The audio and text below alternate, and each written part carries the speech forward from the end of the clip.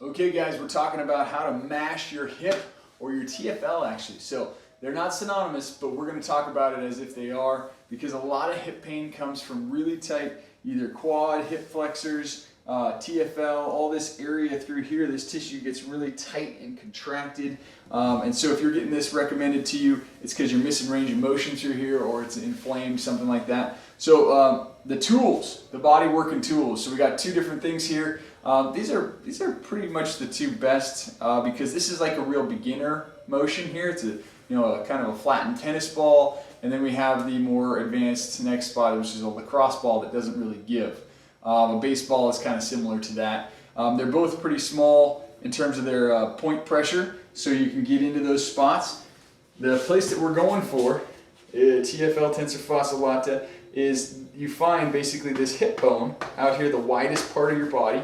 That's it right there, that's a bone, okay? And then you find basically up about 1 to 2 inches and then forward about 1 to 2 inches. So you're kind of at this angle here. This point in the front, there's a bony point right there, ASIS. That is going to be kind of bisecting both of them. You're kind of going in between there, and it's right in there. Okay, so you're going from this bone up about 2 inches and forward about 2 inches. Okay, so you're going to need a little bit of coaching on this. It's going to take some practice. Remember, when you're mashing stuff, it should feel therapeutic, not invasive, right? So it should be helping tissue, not hurting it. If it feels anything electrical, damaging, you want to stop immediately. Okay. This might be uncomfortable, even painful, but it should be therapeutic, where you're feeling muscle pain, not triggering or enhancing any pain that you already have. Okay, so for me, left TFL, and mine gets tight because when I drive or when I sit too long. So what I'm going to do is I'm going to find that position.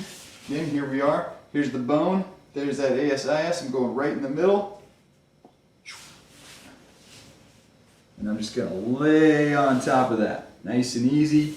There we go. I can support my head there, and I'm going to just move slightly until I feel that therapeutic discomfort. It's pretty intense, especially, and that's why you want to start with a tennis ball, make sure how intense it is, and you're really just finding intense spots and calming them down. And what that means is you're going to put, kind of like trigger point therapy, you're going to put pressure on it.